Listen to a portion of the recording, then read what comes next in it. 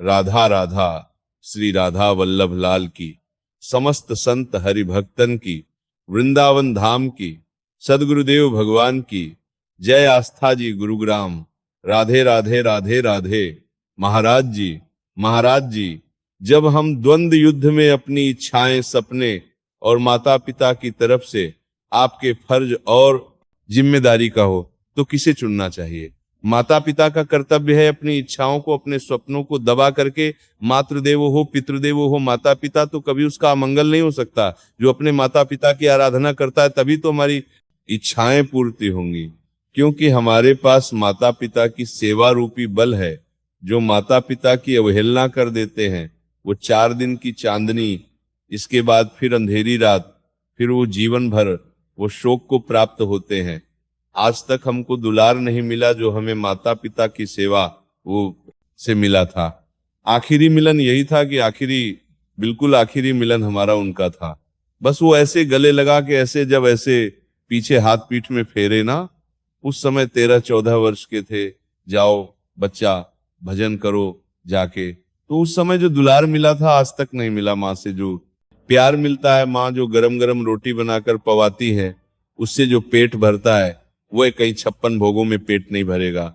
उसका दुलार, उसका प्यार लोग माँ को मारते हैं। अरे धिक्कार तुम्हारे जीवन को। जिस माँ ने 9 महीने गर्भ में रखा उस माँ का चरणामृत पीना चाहिए। चैतन्य महाप्रभु कहते हैं, माँ यदि मैं अपने शरीर की चमड़ी उतार कर तुम्हारी जूती बना दूं तो भी कम है। माँ की महिमा अपार है। अपनी माँ और अपने पिता को सुख देना चाहिए, उन्हें भगवान मानना चाहिए, और माता पिता को भगवान मानकर सेवा करने से। पुंडरीक जी यहाँ थे महाराष्ट्र में, तो आज भी विट्ठल भगवान जो खड़े हैं ना, वो माता पिता की सेवा से रीझकर पुंडरीक जी को दर्शन देने के लिए आए थे। जो माता पिता की सेवा नहीं करता वो कभी प्रकाशित नहीं हो सकता, उन्नति को प्राप्त नहीं होता। उसमें आपको जो दर्शन देने के लिए आए थे। आज ऐसे नीच बच्चे हैं कि जिस माँ ने जिस पिता ने पाला उन्हीं को टुकड़े टुकड़े के लिए बाहर फेंक देते हैं, उनको मारते हैं, अनाथालय में छोड़ आते हैं।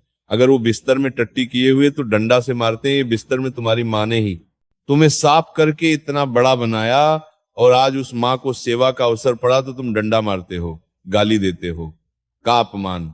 ये बड़े नीच लोग हैं ऐसे कि नरकों में बड़ी दुर्गति होती है जो अपने माता पिता को मारते पीटते। मातृदेवो हो पितृदेवो हो, माता पिता को सुंदर वस्त्र, सुंदर भोजन, औषधि, जब तक उनका शरीर ना पूरा हो जाए तो एक छोटे नौकर की तरह उनकी सेवा करें।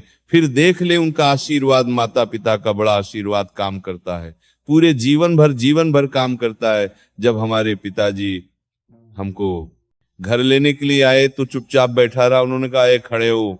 वो बड़े शासन युक्त थे और धर्मात्मा पुरुष थे, खड़े हो गए। रामचरितमानस सामने रखे हुए थे, हम खड़े हो गए। उन्होंने कहा ये क्या नाटक है, क्यों घर से भागा? तो हम कहा बड़े भैया कहते थे, क्योंकि चाचा उनको बड़े भैया कहते थे, तो हम सब बच्चे बड़े भैया ही कहते थे। तुम कहा बड़े भैया, हम भगवान का भजन करेंगे घर में, नहीं रुकेंगे। अरे उन्होंने कहा चलो हो गया भजन, चलो घर में चलो, वही भजन करो, खाओ पियो। हम लोग भजन नहीं करते क्या? हम लोग भी तो करते हैं। हम कहा हम ऐसा भजन नहीं करेंगे, आजीवन भगवान का भजन करेंगे और घर में नहीं जाएंगे। कहा पक्का? हम कहा पक्का, घर में नहीं जाएंगे। तो ऐसे दोनों हाथ से ऐसे छाती से लगाया और कहा राम राम राम। ऐसे 3-4 बार राम राम कहते, पीठी में हाथ फेरा और बोले जाओ। जहां बैठोगे पुष्पों की वर्षा होगी। उनका आशीर्वाद तो आज गली चलते तो फूलों की वर्षा होती है, तो वही पिता के वचन, पिता के वचन, पिता का आशीर्वाद। हम माता पिता के आशीर्वाद से ही इस मार्ग में चले, ऐसा मनमा नहीं चले। और बस बचपन से गुरु की कृपा का आश्रय लेकर, गुरु चरणों का आश्रय लेकर, गुरु जी के दिखाए हुए मार्ग से ही चले। इसलिए हमें लगता है कि अपने मनोरथों को, अपनी कामनाओं को दबाकर अपने माता पिता की इच्छा की पूर्ति करनी चाहिए, उनकी सेवा करनी चाहिए। जिनके माँ है यार प्यार कर लो, नहीं तरसना पड़ता है। पूरी जिंदगी या तो भगवान और या माँ, दूसरा कोई नहीं। माँ है वो गुस्सा दिखाएगी, लेकिन वो दूध मलाई डाल के लाके पिलाएगी। वो प्यार कहाँ संसार में है? वो प्यार संसार में थोड़ी है। जो माँ का प्यार है ऐसी माँ को लोग मारते हैं जिस माँ ने अपना रक्त दूध बना के पिला दिया। उस माँ की पूजा करनी चाहिए या मारना चाहिए? पता नहीं कैसे मूढ़ बुद्धि के लोग हैं, डंडे से थप्पड़ से माँ को मारते हैं, अनाथालय में छोड़ आते हैं। ऐसा नहीं, अब तुम्हारा अवसर आया है, अब तुम उनकी सेवा करो। जब तुम सेवा लायक नहीं थे तो उन्होंने सेवा की। उस माँ की उस ममता को याद करो, उस सेवा को याद करो और उसकी सेवा करो। कभी भी ये पाठ चाहिए, माँ पिताजी से तो मांग नहीं सकते हमें आज स्कूल में ऐसा करना है। देखो सब व्यवस्था करते हैं।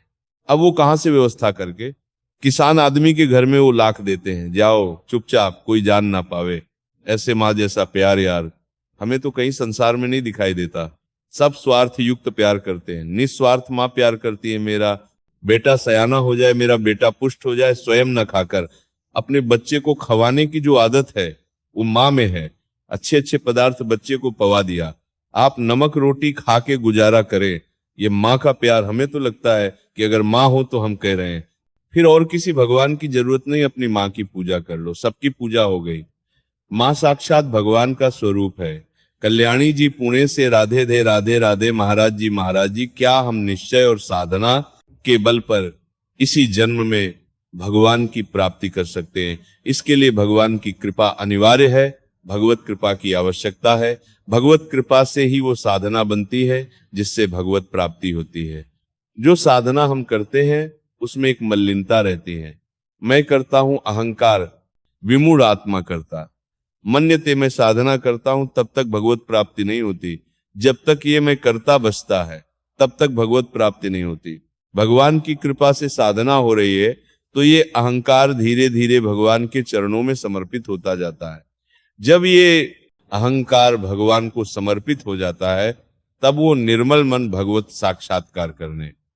भगवान बहुत परम पवित्र है, तो निर्मल मन जन सो मोहि पावा, मोहि कपट छल छिद्र न भावा। परम पवित्र परमात्मा उसके हृदय में प्रकाशित हो जाता है और वह उसी आनंद में हर समय निमग्न रहता है। जैसे कोई बहुत अफीम गहरी पाए हो तो आंख खुलना मुश्किल हो जाए, वो अब नशे में डूबा। ऐसे भगवान का विचित्र नशा होता है, उस नशे में डूबा रहता है हर समय, नाम में, भगवान के रूप में, भगवान की लीला में। तो जो साधना है, जब हम कृपा से साधना देखते हैं वो भगवत प्राप्ति के योग्य हो जाती है।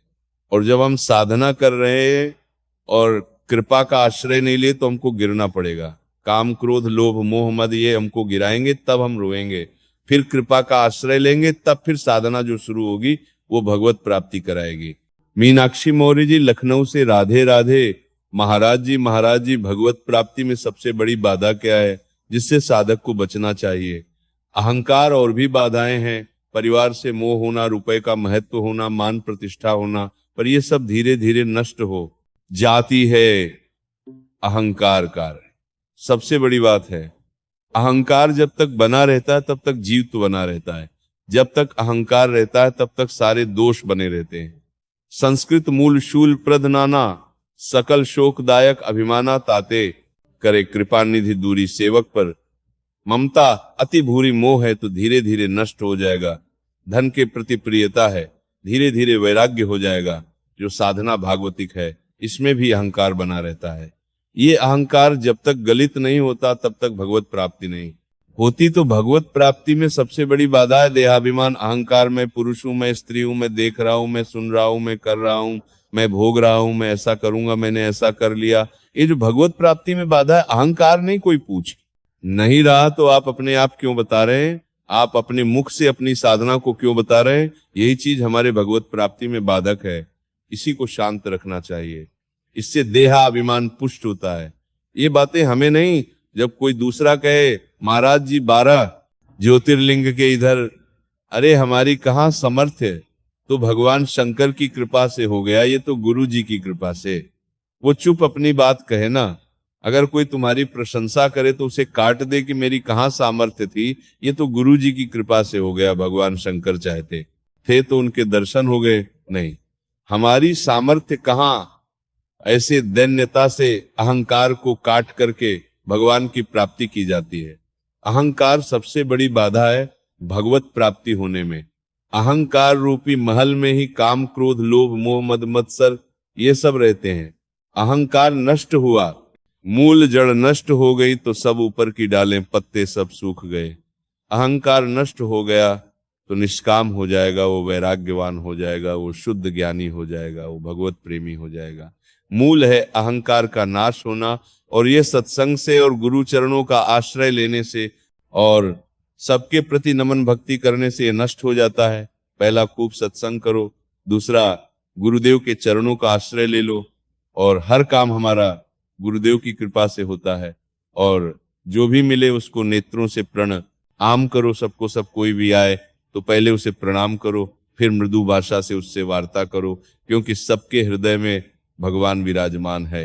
अगर ऐसा करोगे तो आपका अहंकार गलित होता चला जाएगा। जो आपसे न बोले उससे आप जरूर बोलिए, जो आपसे द्वेष करे आप उससे प्रेम कीजिए उल्टा, तब आपका अहंकार नष्ट हो जाएगा। मान लो कोई अभिमान से हमसे नहीं बोल रहा, द्वेष कर रहा है अपनी तरफ से, राधे राधे राधे राधे आपका काम बन गया, आपका अभिमान नष्ट हो रहा है, उसका बढ़ रहा है। अपना अहंकार मिटा देना ही साधना है। अहंकार नहीं मिटा तो कुछ हाथ नहीं लगा। वो पुण्य लोक मिल जाएंगे, तप लोक मिल जाएंगे, लेकिन भगवान नहीं मिलेंगे। भगवान तभी मिलते हैं जब देहाभिमान ताते करे, कृपा निधि दूरी। इसलिए भगवान कृपा करके अपने भक्त का अहंकार नष्ट कर देते हैं। सेवक पर ममता चूरी, भगवान अपने सेवक पर बड़ी ममता रखते हैं, बड़ा प्यार रखते हैं। इसलिए जिस साधक के हृदय में अहंकार होता है वह अहंकार चूर चूर हो जाता है, फिर वह दैन्य होकर भगवान की शरण में रहता है। जयेश दुबे जी राधे राधे राधे राधे, महाराज जी पूजा या पार दूने बीवी यारा पूजा को मरनन दलन दलन दल। साधना के समय ईश्वर के प्रति जो भाव आता है महाराज जी, वो मतलब उनके प्रदत्त होता है या खुद से आता है, और इसी भाव में स्थित कैसे रहा जा सकता है। पूजा और साधना के समय अच्छे ही भाव थोड़ी आते हैं, गलत भाव भी आते हैं। एक भाव नहीं रहता, एक भाव तो सिद्धों का रहता है।